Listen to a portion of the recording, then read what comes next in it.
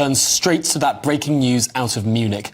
Nearly 30 people have been injured, with 2 in a critical condition after a car drove through a large crowd in what police say is a suspected attack. Yes, the arrested driver has now been confirmed as a 24-year-old Afghan asylum seeker known to police. Well, joining us now is our national reporter, Charlie Peters, because, Charlie, this is a curious incident.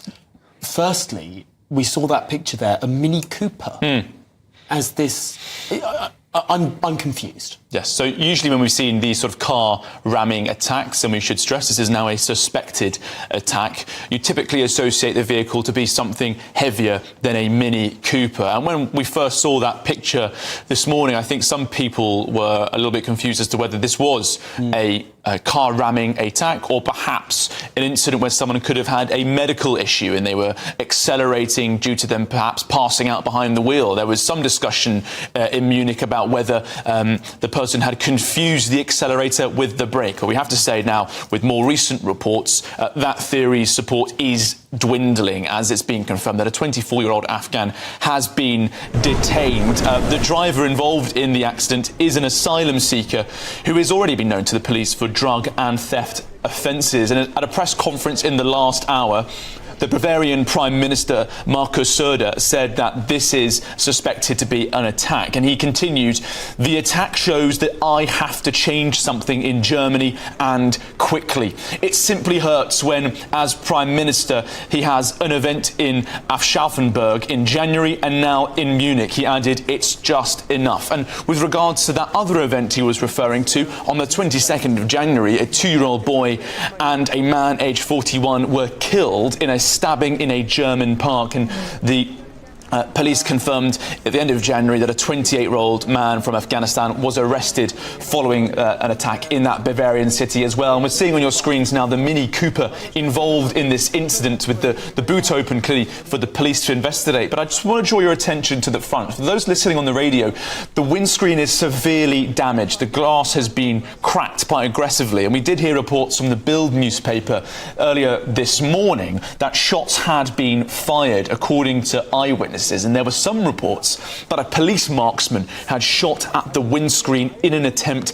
to gain access to the vehicle to detain the driver. The doors were locked when people rushed to the car originally. That's what some eyewitnesses were telling local German media. And it was around 10:30 a.m. local time, or 9:30 in Britain, when the driver is said to have accelerated and sped into demonstrators on the Siedelstrasse, which is the road you're seeing here, a major arterial road coming out of Munich towards Dachau. Now, police investigations were working urgently to clarify whether he drove into the crowd intentionally or confused the accelerator and the brake. But it appears now, after that press conference, what we've heard from the Bavarian police and the Prime Minister, that this is a suspected attack, and that theory has really dwindled in its relevance. OK, and the man arrested, 24-year-old Afghan asylum seeker, do we know, I'm not sure if we do yet, but do we know if he had been granted asylum in Germany? I ask because clearly he's been caught with other offences. You say drug and theft offences. Question why he was allowed to stay in Germany rather than deported, perhaps. Yeah, all we know at this stage is that the alleged perpetrator is an asylum seeker from Afghanistan who's known to police. We don't know if he's been granted asylum. More details we expect will come out on that later. And as you say, at least 30 injured, some of them critically. A local daily newspaper called Süddeutsche was reporting about an hour ago that one woman had been killed. We've not had that verified by the local authorities. We also have been told that a child's life was in danger. Some eyewitnesses saying at the time of this incident that a mother and a child, and possibly also a man, were underneath that Mini Cooper when it came to a halt, having rammed into that crowd of people. And many at home will be asking, who were the people on the street? Who was on the Siedelstrasse? That was the Verdi rally. This is a significant trade union in Germany, the second largest. They're currently going through a major walkout strike in a pay dispute. They're asking for an 8% rise, and it's led to at least 1,000 people were on the streets there. But yeah, so as it stands, at least 30 seriously injured, some of them critically, some unconfirmed reports of deaths there as well, and a 24-year-old Afghan has been detained. OK, well, Charlie, do stay with us. We're going to go over to Berlin now, where Julian Reichelt, the editor-in-chief of News, is for us. Because, Julian, this is a really significant moment in Germany. Just can you lay out the context? We're 10 days away from a federal legislative election.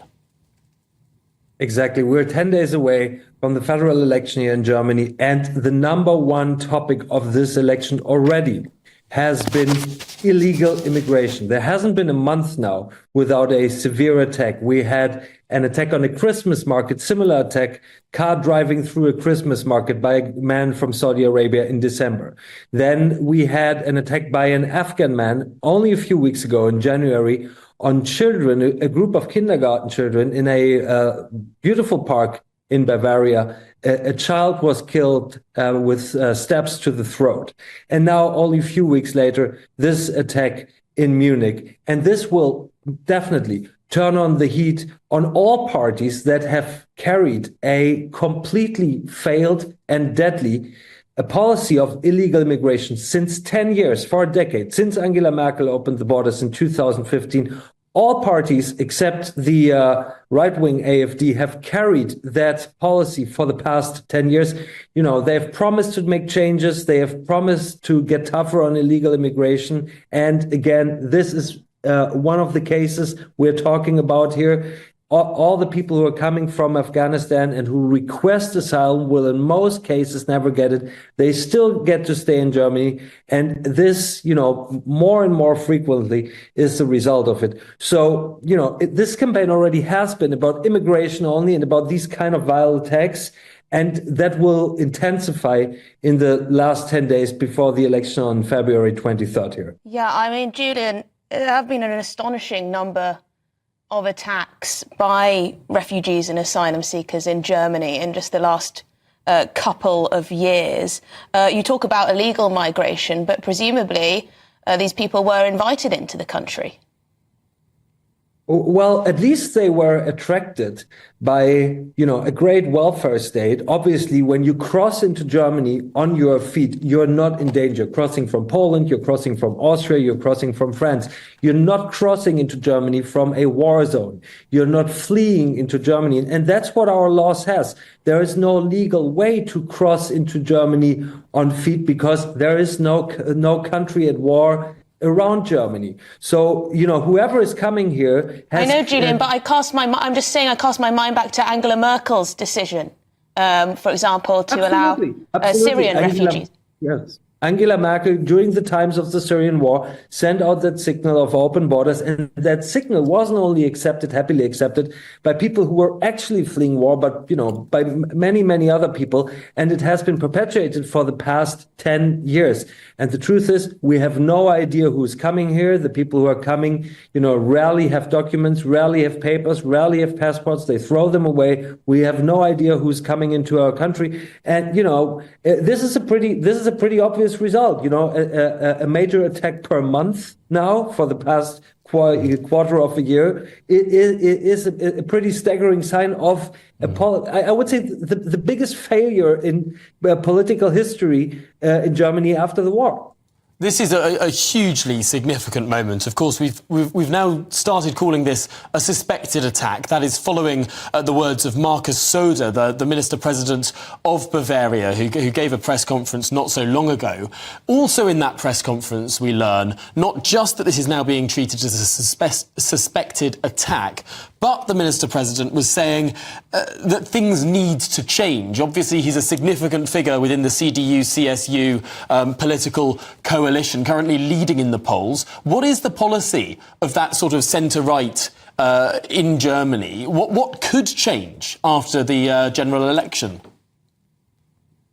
Look, all I have left in me, and I'm sorry if that comes across as a bit of cynical, is to laugh, because the CDU was the creator of this policy. Now they have promised, after our last attack, where a child was stabbed in the throat, they are ready to change something. And they would even do it with the majority that exists in parliament to change that with the AfD. So they've promised to do that. Only days after, they backtracked that and they said, we're only going to change that policy if the Social Democrats and the Green Party, the two left parties in parliament, agree to do it with us. We're not going to do it with the existing majority of that party on the right, with the AfD. So the truth is, nothing is going to change. They have said that they are only willing to do that with left parties that are not willing to change anything about it.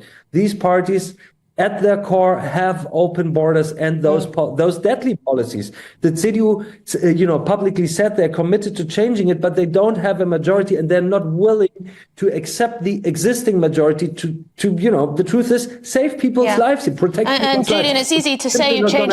It's easy to say you'd like to change something now, but I imagine a lot of the German public wanted something to change a long time ago. Julian Reichelt, thank you very much indeed.